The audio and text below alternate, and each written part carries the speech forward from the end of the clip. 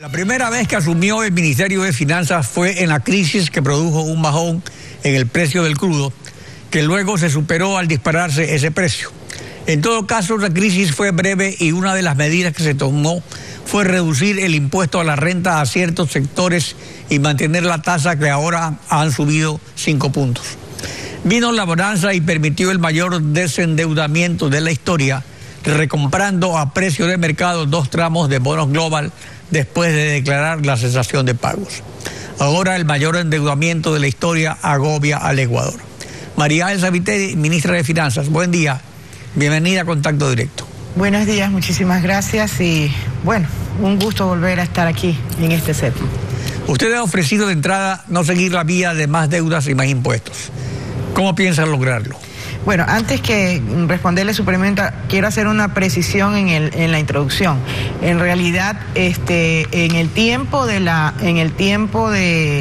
la renegociación o de la recompra de los bonos, no fue precisamente en la época de bonanza, fue justamente dentro de una época de crisis, porque era un plan que se venía de alguna manera estudiando y coincidió las dos acciones. El tema es que no fue algo improvisado como se intenta por algunos analistas dar a entender, sino que más bien fue perfectamente estructurado y responsablemente programado. En todo caso, bueno, con respecto a su pregunta y el tema de actualidad, que es el tema del programa económico y el plan, mire, en este momento realmente estamos todavía en construcción, ¿no? Estamos realmente revisando todo y yo he dicho firmemente que los lineamientos van a ser claros. Los lineamientos están dados por evitar los pesos o los mayores golpes, digámoslo así, tanto para la ciudadanía como para el sector productivo, y lo que pretendemos es realmente incentivar a que el Ecuador comience a producir más, evitando también, o mejor dicho, tomando en consideración que existen, digamos, etapas del tiempo en donde hay que utilizar instrumentos adecuados en el muy corto plazo y evidentemente en el mediano y largo plazo. Con respecto al tema del endeudamiento, lo he manifestado ya, los endeudamientos hay que analizarlos en sus características y efectivamente hay que hacer un trabajo fuerte en el pasado y evitar seguir por una línea ascendente en el futuro. Iván Montaneda, presidente de la Federación Nacional de Exportadores, plantea una aspiración del sector productivo desde las pequeñas hasta las grandes empresas. Veamos. Los sectores productivos necesitamos acción que nos permita definir esas políticas para seguir invirtiendo y reinvirtiendo en el país. Nosotros creemos, todos los sectores productivos, que se requiere es un plan a largo plazo, que existe un divorcio entre la política pública, económica, fiscal y la política productiva. La política productiva está de lado y debe ir de la mano necesariamente con la política fiscal y la política económica.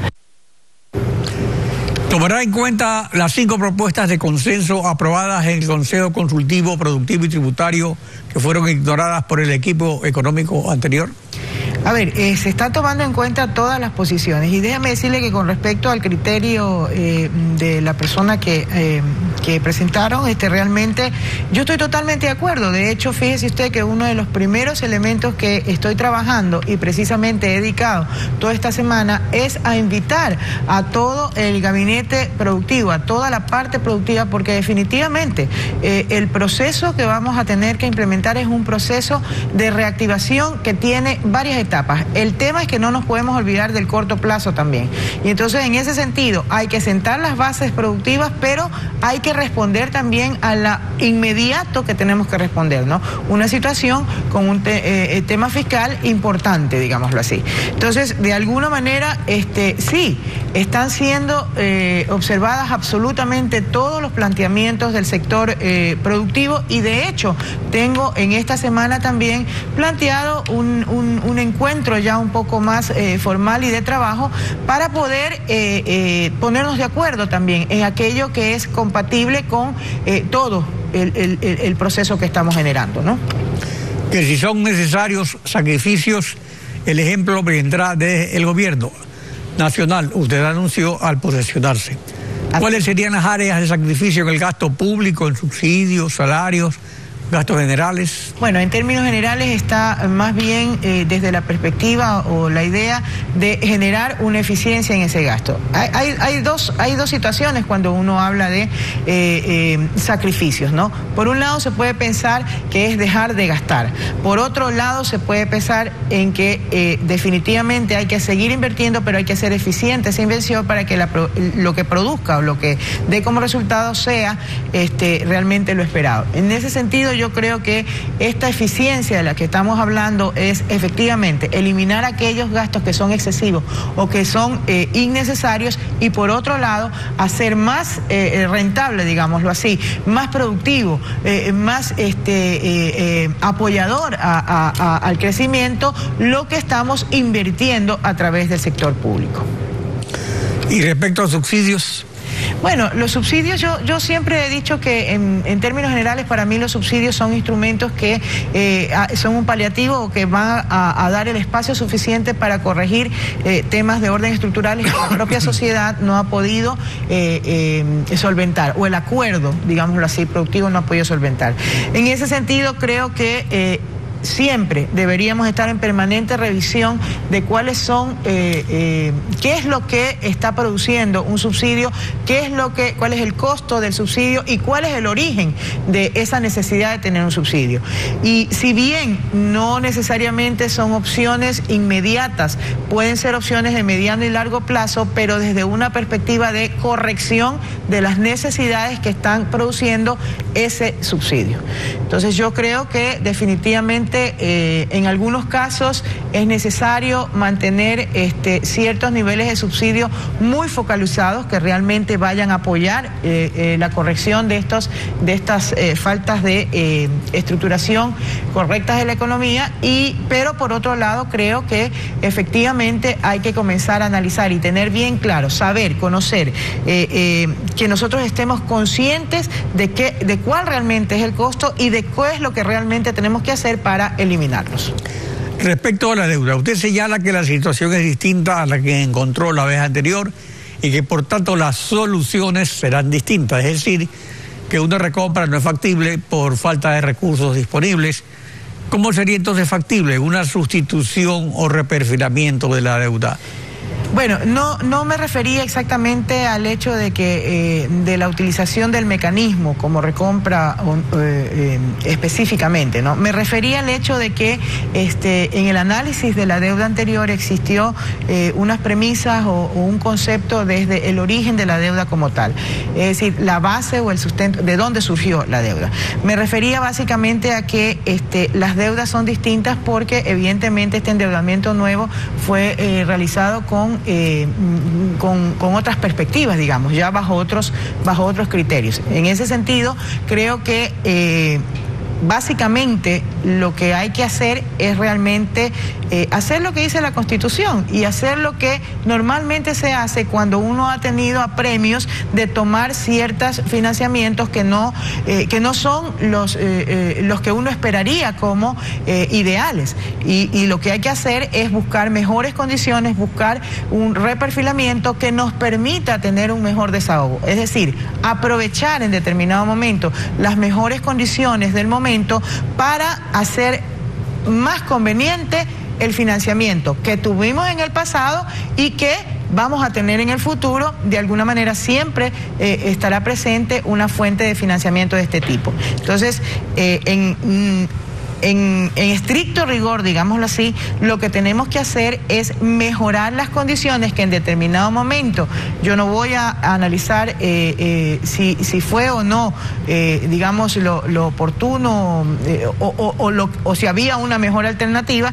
Creo que en determinado momento la situación del Ecuador nos llevó a que tomáramos ciertos financiamientos, a lo mejor no en mejor condición. Ahora ya tenemos los resultados de esa experiencia. El programa económico va a requerir algunas reformas legales. Por ejemplo, habría reformas legales respecto a cerrar ciertas brechas que se abrieron para usar excedentes de liquidez por parte del Banco Central, es decir, las reservas de libre disponibilidad depositadas por terceros para prestárselas al gobierno y en fin, otra serie de factores que influyeron, como por ejemplo dar en prenda el petróleo en la deuda con China? Yo creo que se van a tomar las medidas de corrección en el plano legal y también las medidas de corrección desde la perspectiva de mandatos administrativos, digámoslo así, necesarios. En todo caso, creo que siempre debemos de dejar o no debemos de maniatar en ningún caso las acciones que debe de tomar el gobierno y debe de tomar la función pública cuando se presentan acciones difíciles, digámoslo así, para un país, ¿no? Bueno, para cerrar, en el tema tributario llama la atención la propuesta de reducir impuestos, propuesta del sector productivo, y que no se afecte la recaudación. También se recomienda, por otro lado, más eficiencia y eliminación de trámites para mejorar la recaudación. El IVA es el impuesto de mayor recaudación. Es necesario revisarlo, hacerlo diferenciado, por ejemplo, establecer varias tarifas en lugar de la única del 12%, como es en otros países. A ver, yo creo que tenemos que ser pragmáticos y tenemos que analizar efectivamente cuáles son los resultados de cada uno de los impuestos que tenemos presentes. Y creo que también hay que ser pragmáticos y pedir también el sinceramiento y la transparencia de todos los sectores que estamos involucrados, no solamente desde el punto de vista de la recaudación, sino también desde el punto de vista de el cumplimiento de esos impuestos. Entonces, en el tema de revisión de subidas o bajas de impuestos, creo que definitivamente primero tiene que haber un consenso y una aceptación mutua de todos los intervinientes para evidentemente digámoslo así, actuar correctamente en la línea en que nos corresponde a cada uno. Y segundo, desde esa perspectiva, ver efectivamente cuán necesario es tener niveles en donde realmente se pueda responder a ellos. Entonces, me han hecho muchísimas preguntas con respecto concretamente al IVA y concretamente no solamente desde la perspectiva de bajarlo, sino que es la propuesta del sector productivo, sino inclusive de subirlo, ¿no? Con temas de miedos o qué sé yo, parece ser que hay rumores en los pasillos. Es que ese es un tema muy politizado, ¿no? Entonces, y lo usan a veces como trampa. Así es. Pero el asunto es que tenemos un IVA anticuado con una sola tarifa y modernamente, contemporáneamente, hay otros sistemas para recaudarlo mejor. Yo creo que hay que revisar efectivamente qué es lo más efectivo, pero también hay que revisarlo desde la perspectiva de que no se complique los controles, porque lamentablemente uno de los principales problemas que tenemos es el que todavía la cultura tributaria es muy básica en el país. Entonces, desde esa perspectiva, por eso le hablo de que tenemos que todos los sectores asumir nuestra responsabilidad en el tema.